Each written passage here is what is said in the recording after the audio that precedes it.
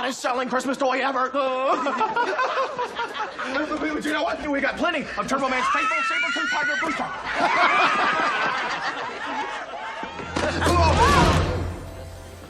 Where's your Christmas spirit? The only thing better than listening to holiday music, gifting, and getting presents, and some much-needed time off work is cozying up on the couch and watching a classic Christmas movie. Everyone has their favorites and go-tos, of course, and I would go as far to say that most people's favorite holiday movies are the ones that they loved or watched most as a child. Or maybe it was just always in the background of a holiday or Christmas gathering, and it takes you back to simpler times. I mean, for me, nostalgia plays a big part in my holiday viewing choices. I just want to forget everything going on in my real life and go back to that feeling I had of being a kid. Christmas was just way more fun then. I mean, for me anyway. I mean, how many times do I have to say, I don't want socks for Christmas, Mom? Maybe you need a timeout.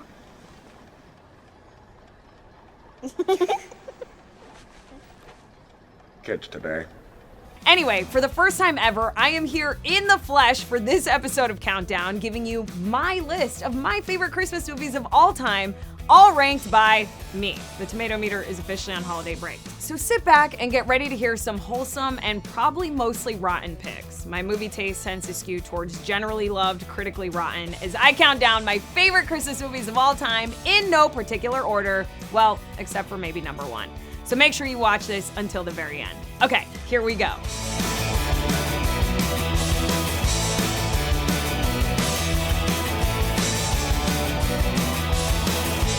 Starting at number 10, The Preacher's Wife. A cleric begins to doubt himself and is visited by an angel. The heavenly emissary is supposed to help the good reverend over his midlife crisis, but he's distracted by the cleric's lovely young wife. A remake with gospel music of The Bishop's Wife. Starring Denzel Washington, Whitney Houston, Courtney B. Vance, and directed by Penny Marshall. My consensus is Denzel Washington acting as an angel who's basically in love with the preacher's wife, played by Whitney Houston. I mean, not only do you get classic Denzel, but it's also basically a free concert with the greatest singer of all time, Whitney Houston's vocals. I mean, my parents are also very religious. They named me after Jesus of Nazareth, if that gives you any indication. So any movie that alluded to heaven was 100% fresh in my household. All right, close your eyes. Now, do you remember playing in the snow with Hakeem? Do you remember what his laugh sounded like? Yeah. Do you remember what he looked like catching a ball? He never caught a ball in his life. But I remember. That's because when God takes someone away from us, he leaves what's most important about that person with us, right here in our hearts. Yeah, but I still miss him. Well, she still misses him, too. Are you all right? Maybe you should close your eyes.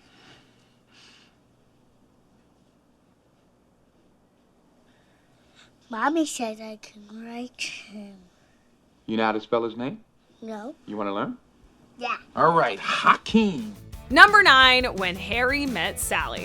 In 1977, college graduates Harry Burns and Sally Albright share a contentious car ride from Chicago to New York, during which they argue about whether men and women can ever truly be strictly platonic friends. 10 years later, Harry and Sally meet again at a bookstore and in the company of their respective best friends, Jess and Marie, attempt to stay friends without sex becoming an issue between them. Starring Billy Crystal, Meg Ryan, Carrie Fisher, and directed by Rob Reiner. My consensus is any rom-com holiday movie that stars Meg Ryan is just an automatic yes in my book. As a 90s kid, it almost feels like a rite of passage. When Harry Met Sally has to be one of the most iconic romantic comedies ever. This is the perfect movie to watch in that no man's land time between Christmas and New Year's where you basically forget who or what life even is, because the New Year's scene in this movie is just the best. Staying over? Yes. Would you like to have dinner? Just friends. I thought you didn't believe men and women could be friends. When did I say that? On the ride to New York. No, I never said this. Yes, that's right. They can't be friends.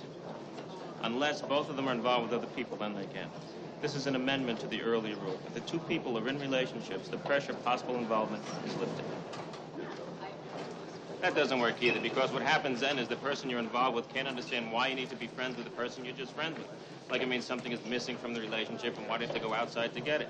Then when you say, no, it's not true, nothing is missing from the relationship, the person you're involved with then accuses you of being secretly attracted to the person you're just friends with, which you probably are. I mean, come on, who the hell are we kidding? Let's face it. Which brings us back to the earlier rule before the amendment, which is men and women can't be friends. So where does it leave us? Harry, goodbye. Number 8, The Night Before. For the last 10 years, lifelong buddies, Ethan, Isaac, and Chris have gathered on Christmas Eve to celebrate the holidays with a bang. Now, as Isaac prepares to become a first-time father, the friends realize that their annual tradition is coming to a sad end. So, to make it as memorable as possible, they basically plan a night of debauchery and hilarity by searching for the Nutcracker Ball, the holy grail of Christmas parties in New York. Starring Joseph Gordon-Levitt, Seth Rogen, Anthony Mackie, and directed by Jonathan Levine. Why I love this movie. It actually happens to be my little brother Chris's favorite holiday movie, so it's because of him that I've watched this a bunch, but the chemistry between Joseph Gordon-Levitt, Anthony Mackie, and Seth Rogen is the best. This film is filled with hilarious scenes and has incredible cameos from Miley Cyrus, Mindy Kaling, and Nathan Fielder, and it's really just the best movie to watch with friends during the holidays. You okay? No, I'm not. I think the cocaine and the mushrooms are reacting poorly, and now I think I just gotta kind of balance it out. Like I think I gotta make it that I'm more on mushrooms because I was having fun on mushrooms. Look, I have a plan. Chill out, have a Red Bull. You could also just stop doing drugs right now. Like a much more mushrooms. Are you gonna be cool at this party, dude? Cool, G. No, what? you're not cool, G. You look insane. Only your right eye is working. There's gonna be a lot of famous people at this party, and I don't want you to it up. You walk in there looking like a So I show. look weird now. Yes, you look weird. Still weird. Weirder. He looks fine. No, you don't. Look, you need to check yourself before I wreck myself? Oh. Is that what you're saying? Yes. Jiggity check myself before I rickety wreck myself? Yes. How does that make someone feel? Right. To You be need told that they might wreck themselves? You're not gonna wreck yourself. You Yeah. made him feel bad. Why don't you just leave him alone? No, I'm not. I mean, look, he's not Mellow right, out. dude. gonna be Why don't mellow. you have some weed and mellow out? Number 7, Home Alone. When bratty 8-year-old Kevin McAllister acts out on the night before a family trip to Paris, his mother makes him sleep in the attic. Ouch. Now, after the McAllisters mistakenly leave for the airport without Kevin, he awakens to an empty house and assumes his wish to have no family has come true. But his excitement sours when he realizes that 2 con men plan to rob the McAllister residence and that he alone must protect the family home. Starring Macaulay Culkin, Joe Pesci, Daniel Stern, and directed by Chris Columbus. My consensus is, of course, this movie was going to be on the list. I mean, this is basically everyone's favorite Christmas movie of all time. And as a millennial watching it, I feel like it's just as good as it was on my first viewing of it. Aside from the part where I'm basically trying to figure out what Kevin's parents did for a living to have that many kids and that big of a house. I'm gonna kill that kid!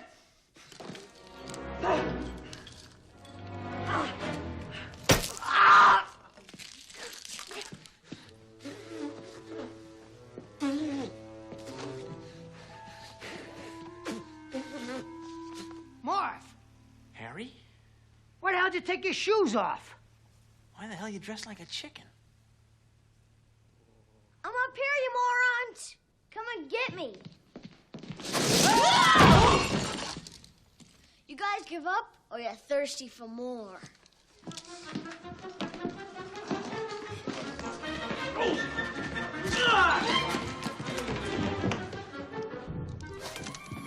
Heads up! Don't worry, Marv, I'll get him for you.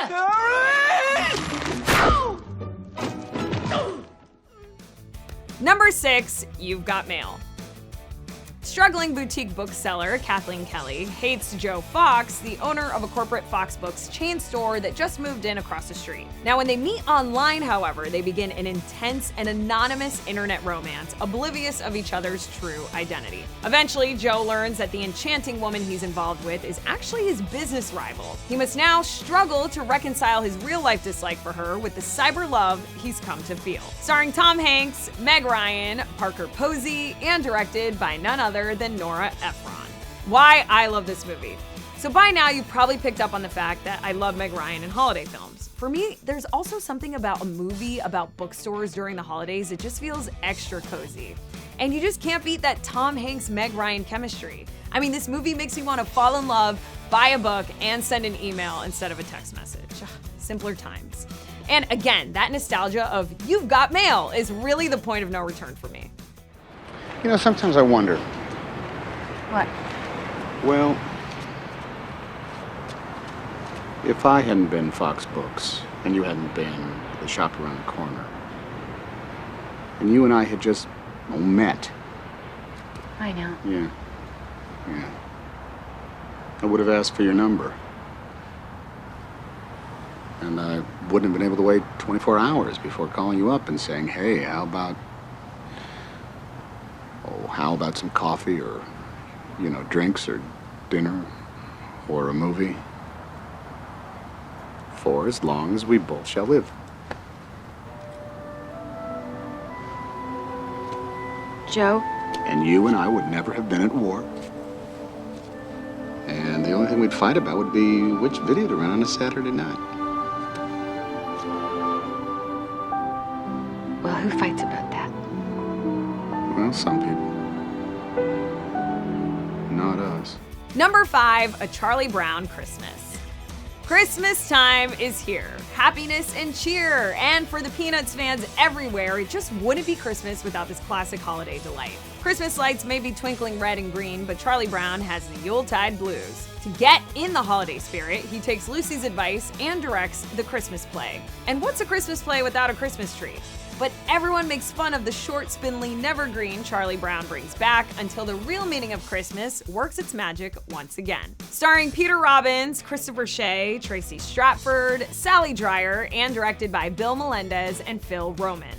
Why I love this movie. Okay, so I love jazz, and this film is one of the most iconic soundtracks of all time. It was composed by the Vince Guaraldi Trio, and to me it just isn't Christmas without all the Charlie Brown characters singing Christmas Time is Here.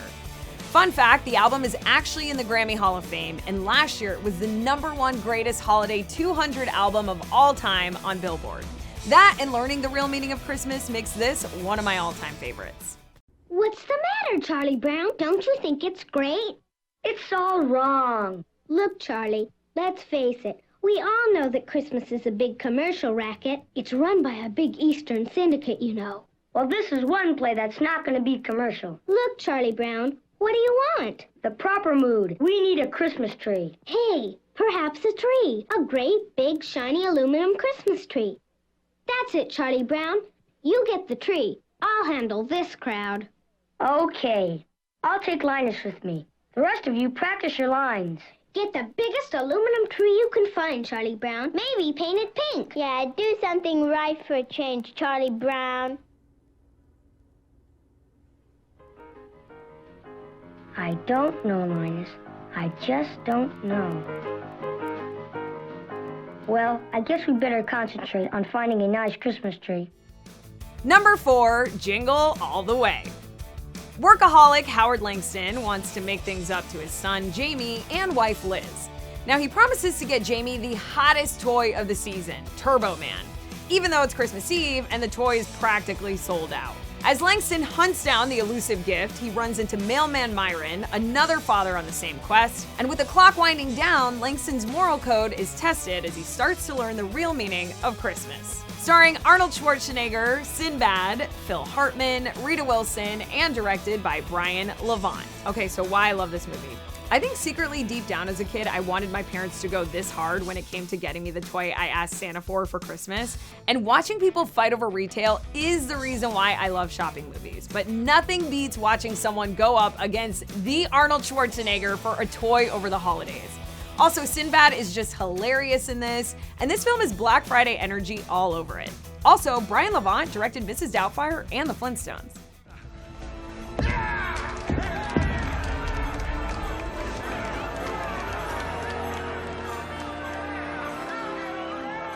I'm gonna deck your halls, bub.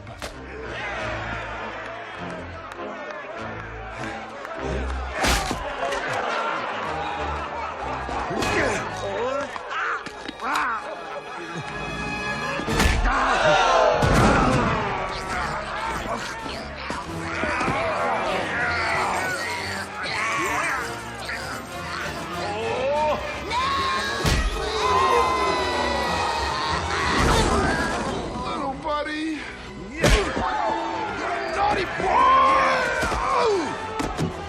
Who's gonna be next?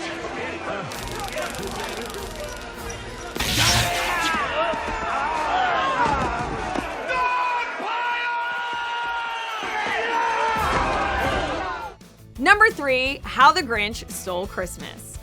In this live-action adaptation of the beloved children's tale by Dr. Seuss, the reclusive green Grinch decides to ruin Christmas for the cheery citizens of Whoville. Reluctantly joined by his hapless dog Max, the Grinch comes down from his mountaintop home and sneaks into town to swipe everything holiday-related from the Whos. However, the bitter Grump finds a hitch in his plans when he encounters the endearing Cindy Lou Who. Starring Jim Carrey, Jeffrey Tambor, Christine Baranski, and directed by Ron Howard. As an Aries, I really just identify with the Grinch, and really all things Seussical. I'm a huge fan of that whole world. And I think we got the greatest Christmas gift of all time when Jim Carrey took on this iconic role as the Grinch. There's something about him in green that just feels right. If you love The Mask, you know what I mean. Fun fact, Jim actually went on the Graham Norton show and shared that the first day on set, he spent 8 hours in hair and makeup to transform into the Grinch, and literally told Ron Howard that he couldn't do the movie. They ended up hiring a CIA operative to teach Carrey how to endure torture, and that's what got him through making this movie. What a Grinch. Mistletoe.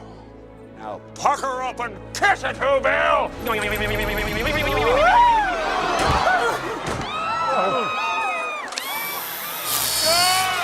Uh-oh. Somebody's fabulous! Your turn, Lord.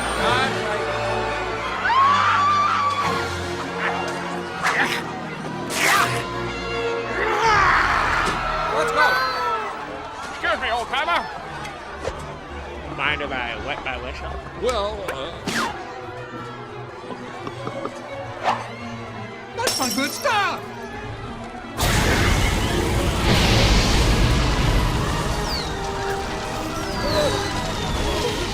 Burn, baby! Burn!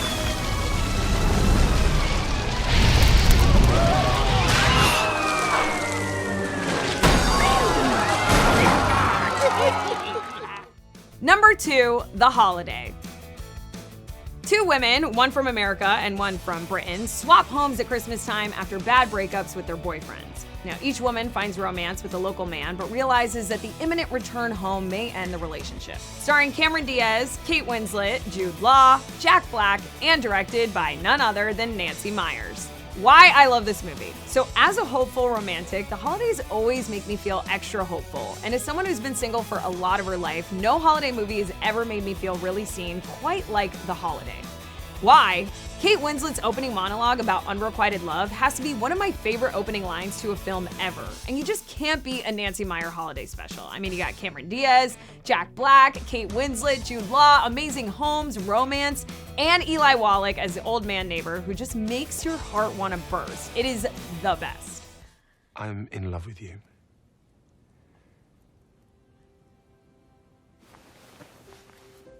I apologize for the blunt delivery. But, as problematical as this fact may be, I am in love. With you. And I'm not feeling this because you're leaving, and not because it feels good to feel this way, which, by the way, it does, or did, before you went off like that. I can't figure out the mathematics of this. I just know I love you. Can't believe how many times I'm saying it. And I never thought I'd feel this way again, so that's pretty phenomenal. And I realize I come with a package deal, 3 for the price of 1, and my package, perhaps in the light of day, isn't all that wonderful, but I finally know what I want, and that in itself is a miracle. And what I want is you.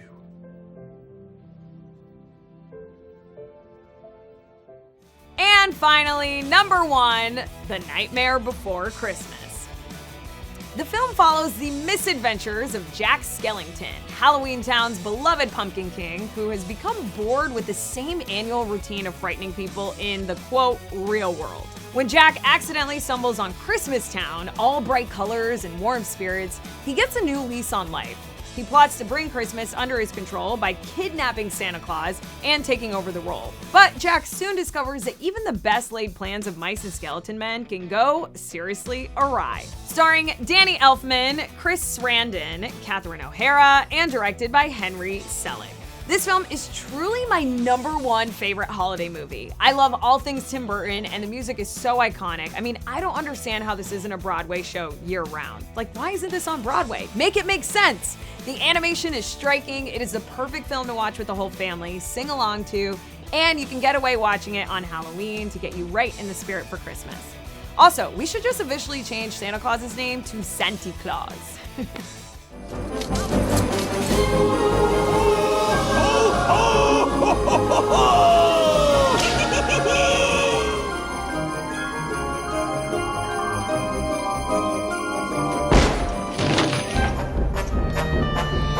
Santa!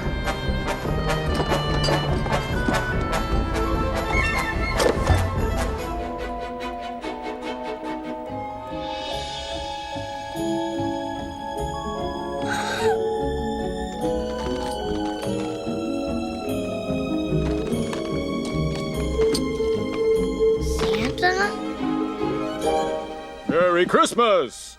And what is your name? That's all right. I have a special present for you, anyway. There you go, Sonny.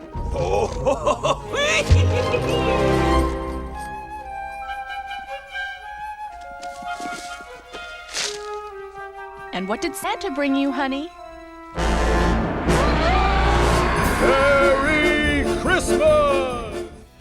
Well, my friends, that about does it for us. Be sure to stay tuned to the Rotten Tomatoes channel for more of the entertainment content you love. Until next time, I am your host, Naz Perez, and thanks for letting me share my favorites with you. Before I go, I do want to give a mini shout out to the movie The Santa Claus, starring Tim Allen, which is also a favorite of mine, and since Disney Plus is coming out with a spin-off series this year, I think it's worth mentioning before I leave you. I'll definitely be checking that one out. Until next time, my friend, and I'll see you back here for more Top 10s on the Rotten Tomatoes Countdown.